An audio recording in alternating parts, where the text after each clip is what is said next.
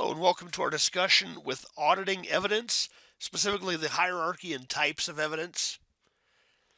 So, as an overview here, we're going to be talking about evidence, the different characteristics that evidence would have, and the different levels of evidence we might find during an audit.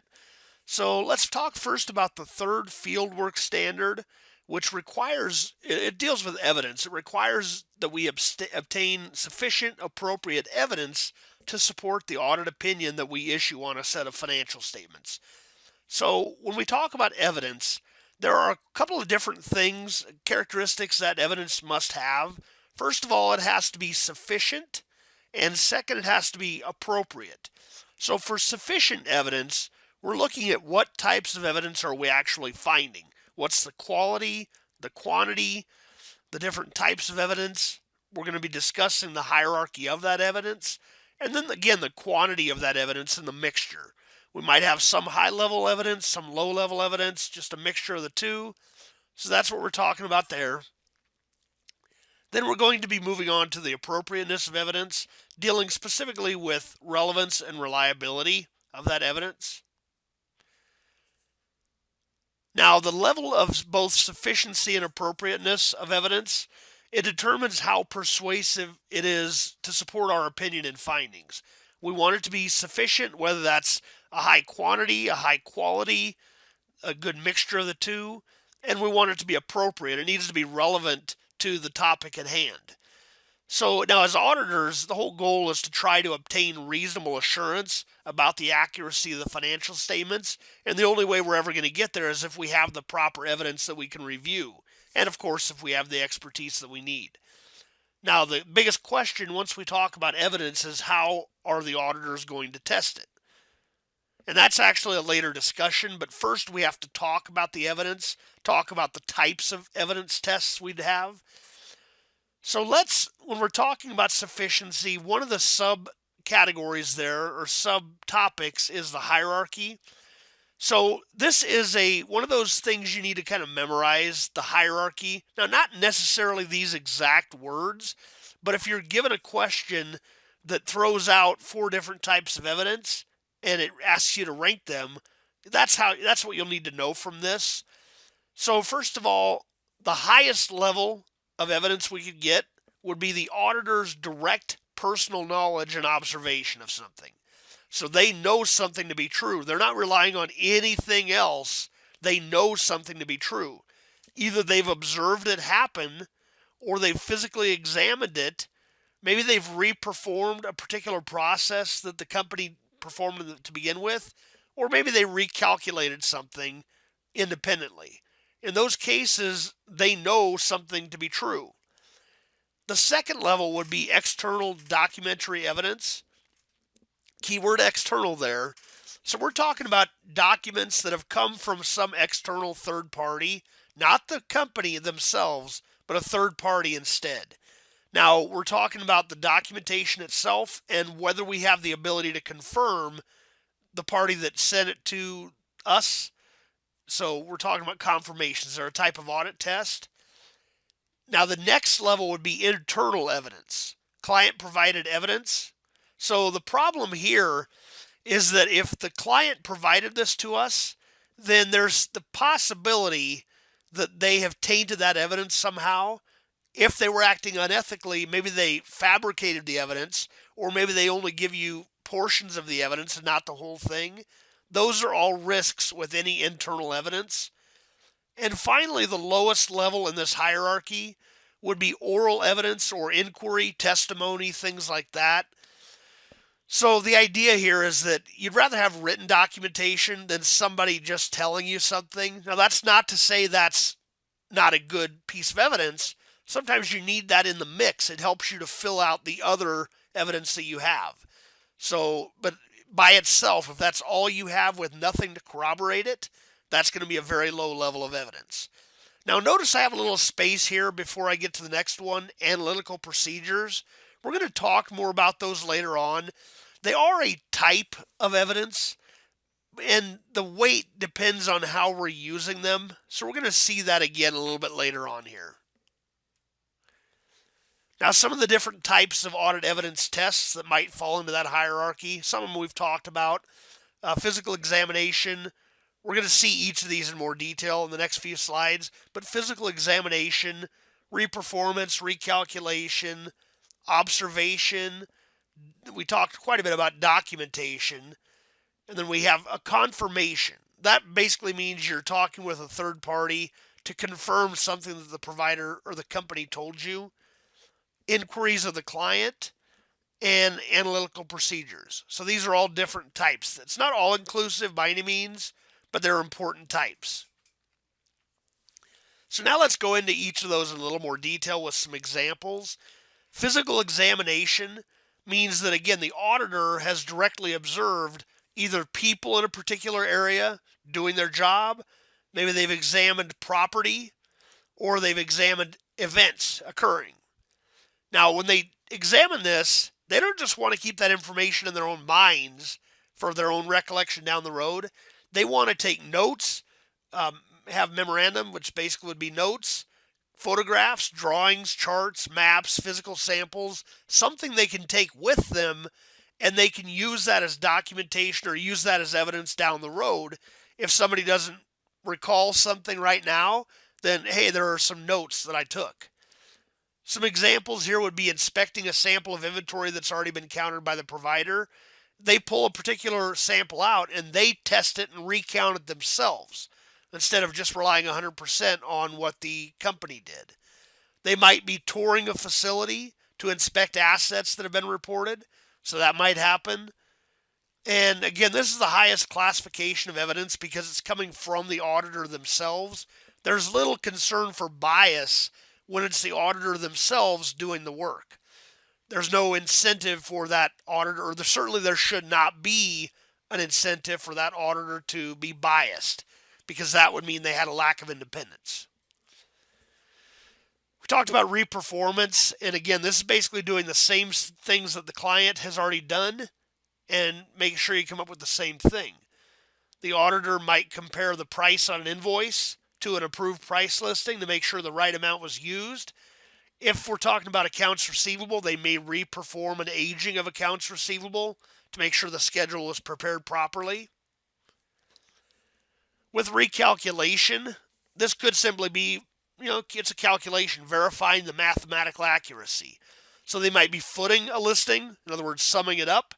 They might be cross-footing a listing to get a grand total across all the columns, just to make sure the formulas were correct or the math was correct. They might recalculate inventory calculations, recalculate sales calculations, a variety of different things depending on the company. Observation. This could be, I said this a few times, touring the plant to see what assets are in use, observing the inventory counts, observe how many employees work at the company and how busy the store looks. If this is supposed to be a busy time, just from your understanding of the company, and you don't really see many employees there, and you don't see a whole lot of customers, then you might question, well, how did you have an increase in sales this quarter or this month if there's nobody here? That might raise some red flags. Of course, if you're only there one day, maybe there's just something going on that day. That's where you start to ask more questions of the staff or whoever and see what answers you get that might lead you down a path.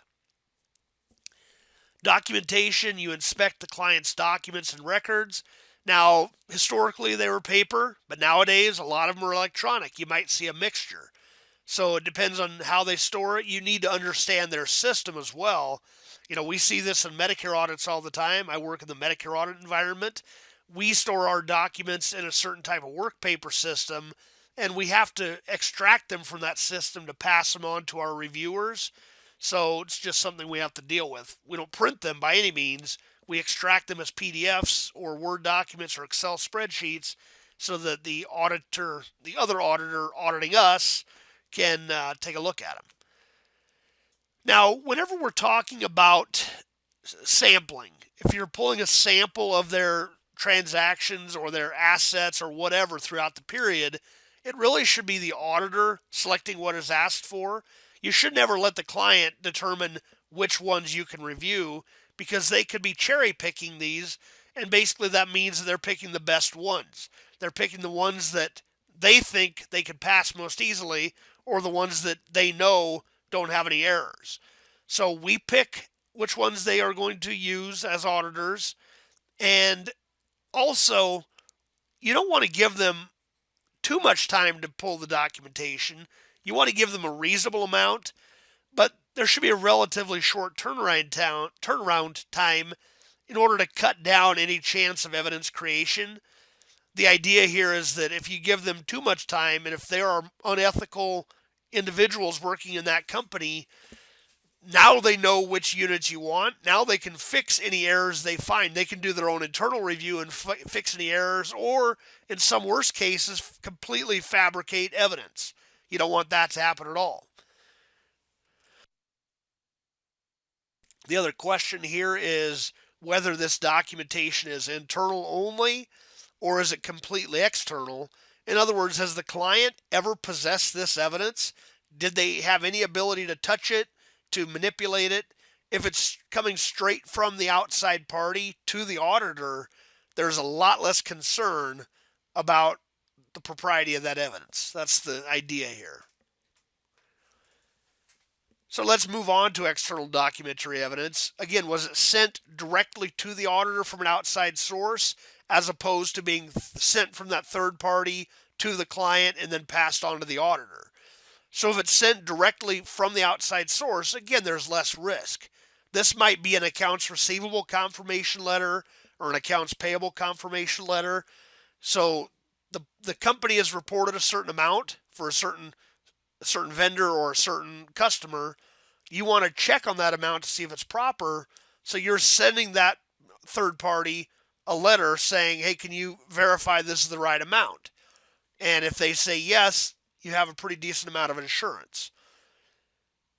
Now, if it was sent from the third party to the client and then passed on to the auditor, there's a little bit more risk because, again, an unethical client might have done something to that documentation.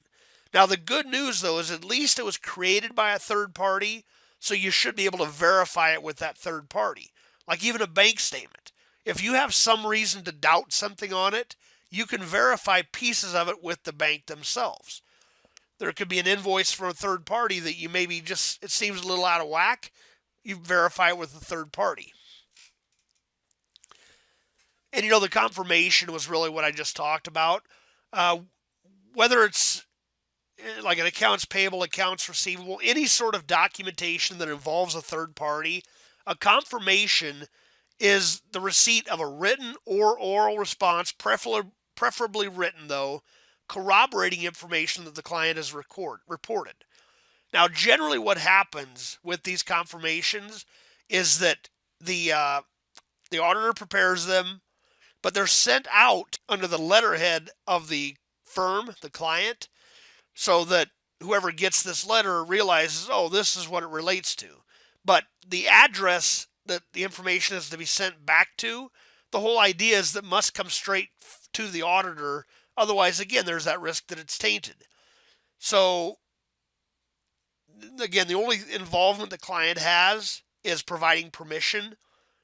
A lot of times these are accounts receivables or payables that are being confirmed, but there are a variety of others that can be confirmed. Now, as far as the types of confirmation, you could have a positive confirmation, which basically means you expect a response one way or the other from this third party. In other words, you definitely want them to say, yes, I agree with that amount, or if it's wrong, say right away, no, I don't agree with that. Positives are the best, but the problem is because it involves more work from that company or that third party, you're less likely to get as many of them back. Negative confirmation is basically, hey, I want to confirm this. If it's right, you don't necessarily need to respond, but if it's wrong, please do respond. So the problem with this is it's easier for the third party, and they're more likely to respond. If, whoa, we see a mistake, that's not the right amount, they're more likely to respond. So the ones you do get back are usually the ones that are in error. Now, a blind or blank confirmation, this is where you say, hey, I understand there was a transaction on this date. Can you tell me the amount? You don't even give them an amount to say yes or no. You say, can you tell me the amount? Now, again, the problem here is it takes even more effort on that third party's part, so there's going to be fewer responses to this. But when they do come back, you know that they had to get that amount somehow. If that amount matches, you have a pretty high level of assurance there. So again, internal client provided documentary evidence. Was this created completely by a client, like an accounts receivable subsidiary ledger or the various schedules, depreciation schedules, fixed asset subsidiary ledgers? Can we rely on it? That's the biggest question. If there's nothing to corroborate it, then we have to take it with a grain of salt and take it in the mix of all of our other evidence. Just ask, does it make sense? You may need to ask more of the client, ask questions of other parties within the company, just to see if everything pans out. When you get to the inquiry stage, here we're talking about mostly verbal. It could be checklists, little questionnaires, but the idea here is they're not from an independent source. So again, there's the risk that something is tainted. However, it's still a large portion of the evidence you're going to find. You interview the client because it's easier to obtain and the client is required to provide it, whereas outsiders really have no requirement to provide it. If they don't want to respond to that, they don't have to. It'd be nice if they did, but they're not legally obligated to do so. So it helps to point you in the right direction, and the whole goal is that hopefully it can be matched with corroborating evidence. Now, the inquiry and testimonial evidence really one and the same. Testimonial evidence is just oral or verbal information from the client, but one of the problems is it's not always permanent because it's not in writing. When the auditor writes it down themselves, takes notes, that's nice, but it's still not as good as original permanent evidence. It comes from the client, and again, it's rather high risk depending on the situation, so we should only really use it if we can corroborate it, or if that's the only evidence we have, or if we just need very limited assurance, because that's the point. This type of evidence only gives you limited assurance, only allows you to have limited assurance on a particular item by itself. So as I said before, make sure it makes sense. Ask questions if you need to. Ask more questions. Now, analytical procedures, when we get into those, this is another type of evidence. It's required in the planning phase of an audit and the closing phase of an audit. However, it's still useful in the substantive testing phase as well, and in some cases. But the point here is it can only raise red flags or give us a little more assurance that something seems to be correct. They can suggest something, but they can't really prove it. Again, it's raising the red flags, causing us to look further at something. A lot of times this analytical procedure type of evidence is used in risk assessment, but it could in some cases be used in tests of details. So one example here would be just ratio analysis. There might be certain things you can prove to be either illogical or impossible, which proves an error to a reasonable extent. However, it's very hard for analytical evidence to prove that something is right.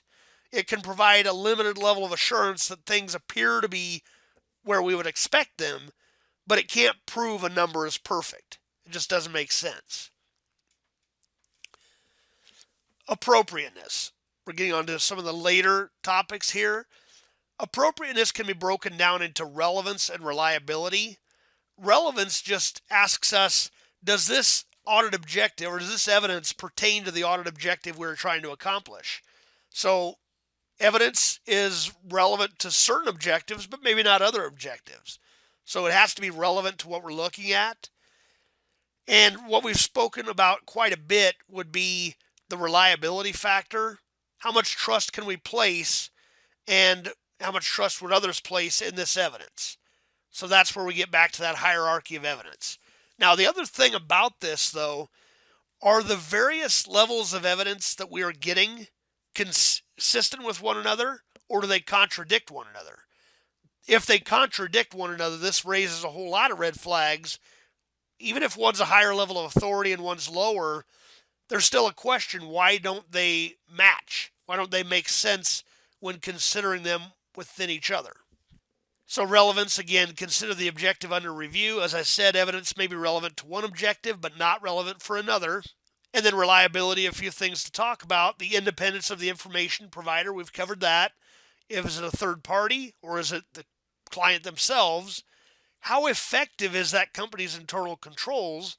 If we've done an internal control audit, we don't find them to be very effective, we're less likely to rely on their information. Does the auditor have any sort of direct knowledge about this company or this evidence, anything like that?